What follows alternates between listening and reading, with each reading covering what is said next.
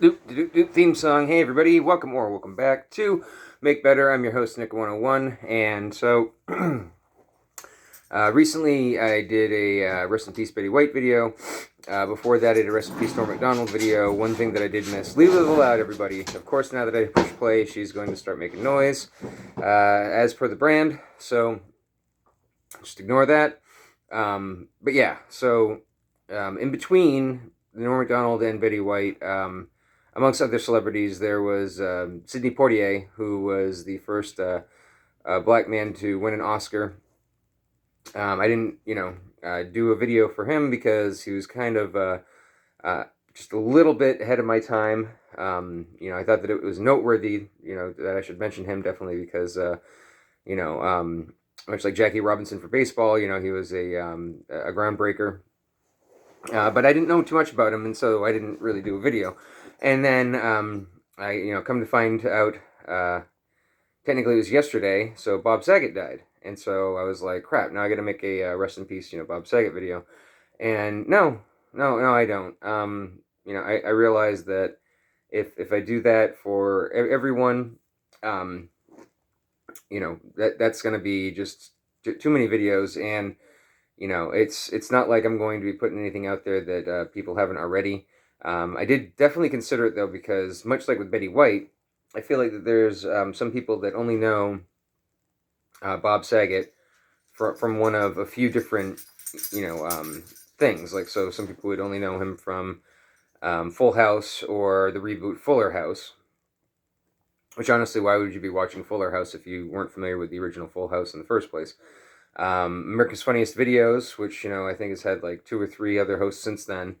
But it was funny. I just do remember growing up, knowing him as Danny Tanner and the America's Funniest Videos guys, and so for both of those, he obviously had to be very PC. But he originally got his start in stand-up, and his stand-up has, from what I understand, always been pretty raunchy. And so when he put out his special after leaving the two wholesome shows, it was very jarring that he was cursing and talking about blue material. And I know some people that only know him from the Comedy Central roast, which is funny because that kind of ties into my Rest in Peace Norm Macdonald, where one of my favorite roasts ever was Norm Macdonald doing a very PC roast. I thought that it was wildly appropriate considering Bob Saget was the dirty comic that was known for doing PC shows and stuff. That wasn't his intention. You can always read more into an artist than they originally intended. Much the reason why Quentin Tarantino won't tell you what's in the suitcase in Pulp Fiction, because some of the fan theories are even better than what he could have come up with. I think the one that he's referring to is that it's a soul, because the light that shines would assume gold, but the soul is an even more fun one, and I don't think he would have ever thought of that. But anyway, I digress. So, Bob Saget has, you might know him, you might not. I was thinking about doing a whole thing. I think the important thing about him is that, from what I understand, he was a very, very sweet guy. Like Norm Macdonald said in the roast, that most comedians are very bitter and jealous of anybody else that has success, and he never had an unkind word to say to anybody. Plus, he apparently donated to at least one major foundation that I'm aware of. I can't remember off the top of my head which one it was, but I don't know. Unless it's something that really hits me deep and it's like all I've been thinking about for the week. I think I'm just gonna leave the rest in pieces to the people that actually do more than just glance at the Wikipedia to see if there's anything major that they missed. Can I help you, baby girl? You're being exceptionally noisy right now, please. Thank you. Go find something else. Go play with your boing, or whatever the heck we're calling that one. That's your favorite one, so go get it. Sorry. All I can hear is her in the background. It's just wildly distracting. So if it is for me, I don't know how bad it must be for you. But that's why briefly, because I want to address that if some people have watched a previous episodes and they heard her, or at least heard me mentioning her way off in the distance because she's still in her kennel, and thought that might be a little bit cruel. The way that we do her is that I'm the last to leave in the morning, so I leave. She's in the kennel for a few hours, then Mom comes in on her lunch break and then lets her out, and then she's in the kennel for a few hours, and then I come home from work. So honestly, when I get home from work, she's already been out to the bathroom, pretty recently. So for a while, because she made such distracting noises, I would just leave her in the kennel, bang out a quick 10-minute video, and then take her out for pee and poop, and then bring her up so that she can play with her toys and myself while I'm doing my nightly duties. Well, in this case, I didn't come straight home. I rinsed some of the salt off my truck and grabbed a few supplies. So first thing that I did when I got home was let her out. I just felt like if anybody was like putting together a narrative behind the scenes that especially because one of the big things about this channel, at least when I started, was how to properly take care of a dog. And some might think that once Daddy's home and if he's leaving the dog in the kennel, that would be cruel, and that's not the case. And also that is something that, I mean, while we're on the subject, might as well address. Um, Especially during like holidays, vacation time. Heck, the lockdown that we had, seems like forever ago, and it also seemed just like yesterday. But one thing that we made sure to do while we were both quarantined was that she did get some time in the kennel. We did go out of the house, even if it was just to do like a lazy drive around the lake, and didn't take her because it'd be very jarring for her if her parents are home 24/7 for 2 months straight, and then all of a sudden back to the routine of having to hold it for a few hours in the kennel, feeling like she's being abandoned as opposed to being part of the pack. So that is something you absolutely should do, is get a dog used to that even if you don't need to leave them. And it does feel a little cruel because it's just like, well, why did I get a dog if I'm not supposed to be spending some time with it? But just doing those little things where it's like, okay, don't forget, you can't be with us 24/7. You need to be okay with that, because she did and still does a little bit randomly bark if she's get put into the kennel and then you take off. Most of the time, that's only when it's a day or a time that's outside of her usual schedule. If it's a regular weekday, she kind of knows the whole, how things go down.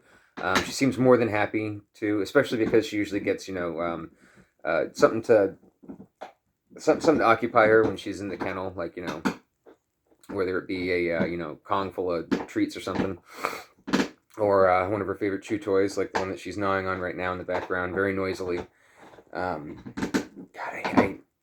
So we've tried to go away from doing bones for her because, good God, the sounds that she made, and she's still a young puppy, and we already noticed a teeniest bit of chipping on her teeth. So despite as loud as that sounds, that's actually just one of those fake wood products from Pet Stages. Shout out, because when I saw the fake wood branch for like $20, I was extremely skeptical, and now it's one of her absolute favorite toys. She loves the fake antler, the fake branch, and what's great about all of those is that there's no splintering. So, and it's also not as hard as not to put down Nylabone, but for most dogs that I've had or observed, Nylabone products are great if they're power chewers, but that means that either they're not going to make much progress and they end up abandoning them because they get bored with them, or they keep on powering through and chew until their gums start to bleed. So I like to have something that's a little bit in between.